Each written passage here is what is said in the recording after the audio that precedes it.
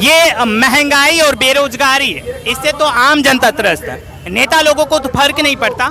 और अब देख रहे हैं कि तिरंगा यात्रा, तिरंगा का उत्सव मनाया जा रहा है। जिस घर में एक रोटी के लाले हैं, जिस घर में 10 रुपये का दाल, 15 रुपये का चावल हर रोज खरीदा जाता है, वो तिरंगा कैसे खरीदेंगे? यही तो बात है। दरअसल ये जन विरोधी जो मोदी की सरकार है, जो देश विरोधी काम में लगी हुई है और डंके की चोट पर झूठ बोल रहे हैं।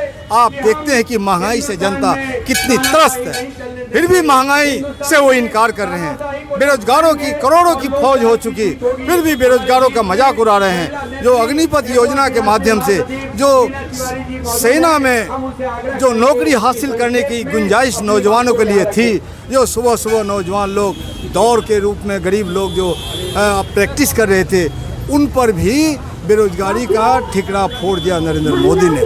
अब हम जो विपक्ष हैं, हमारा काम है जनता के सवाल को उठाना, जनता के सवाल को जोरदार ढंग से उठाना, क्योंकि वो तो सवाल से इनकार कर रहे हैं। मोदी को खबरदार किया है कि अभी भी होश ठिकाने में लाओ। अगर होश ठिकाने में नहीं लाओगे तो बिहार की जनता ठिकाने लगा देगी और ये आंदोलन सिर्फ बिहार तक सीमित नहीं रहेगा, पूरे देश में फैलेगा।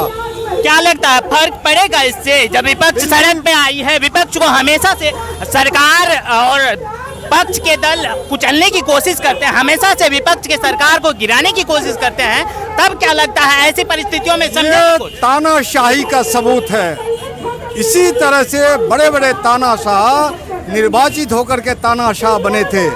हिटलर का मिसाल लीजिए, अगर उसने सबक नहीं सीखा, जो हिटलर की मौत हुई, वही रास्ता नरेंद्र मोदी का होगा। नरेंद्र मोदी को भागने की दिशा नहीं मिलेगी। देश का भविष्य क्या है? देश कहाँ जाएंगे?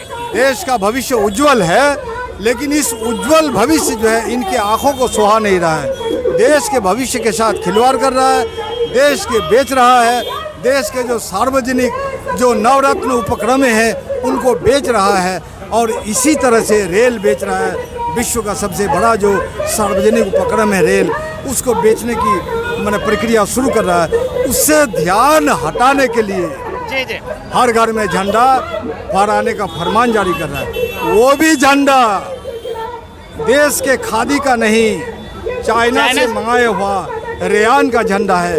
इससे अंबानी को लाभ होगा और देश के साथ ये गद्दारी है। एक झंडा नहीं दे सकता है नरेंद्र मोदी अपनी जनता को, तो ऐसा फरमान जारी करने का कोई हक नहीं है। हमने अपनी जान दी है देश को आज़ाद करने के लिए। आने वाला देश की संप्रभुता को, संविधान को बचाने के लिए दोबारा अपनी जान देने के लिए तैयार है। तुम्हारा फरमान मानने के लिए तैयार नहीं है। आदरणीय प्रधानमंत्री का राष्ट्र के प्रति निष्ठा, इस पे सवाल खड़ा होता है। हम लोग सवाल खड़ा करते हैं कि इस तरह से राष्ट्र प्रेम कैसे संभव है? जब गरीबों का गला घोटा जा रहा है, गरीबों का हक छीना जा रहा है, तब राष्ट्र प्रेम कैसे? आप जानते हैं कि गरीबों का जो गला घोटा जा रहा है, महंगाई है, बेरोजगारी है, सैनिक को कमज़ोर कर रहा है, तो उसको ये तो रियलाइज करना चाहिए, महसूस करना चाहिए। राष्ट्र क्या है?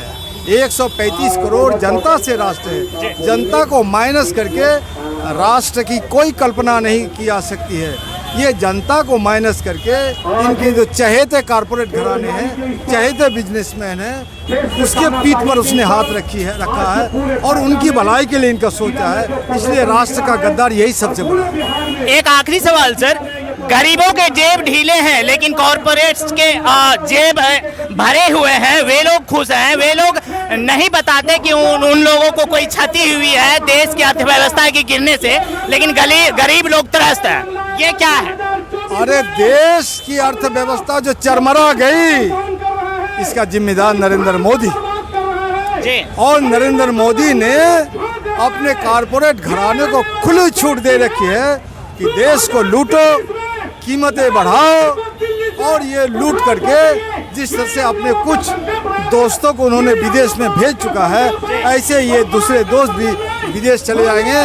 नरेंद्र मोदी भी विदेश जाने की तैयारी करेंगे, लेकिन निश्चित रूप से देश की जनता उसको भागने नहीं देगी, भागने का दिशा नहीं मिलेगा उसको। आखिरी में युवाओं से क्या कहना चाहेंगे सर? युवा तैयार हो जाए, युवा तैयार हैं। आपने जिस तरह से देखा अग्निपथ योजना के विरोध में बिहार जल गया, ये आक्रोश जनित है। और अगर अभी तक नहीं इसका सम्मान किया आक्रोश का, तो आने वाला दिन में पूरा बिहार जाम हो जाएगा और नरेंद्र मोदी को घुटनों पर आना होगा। नीतीश सरकार भी इसके लिए जिम्मेदार है और जब तक इस सरकार को भगा के दम नहीं लेगा, जुबा दम नहीं लेगा। आपका बहुत बहुत शुक्रिया सर इतना समय देने के लिए। ये थे हमारे साथ महबूब आलम जी।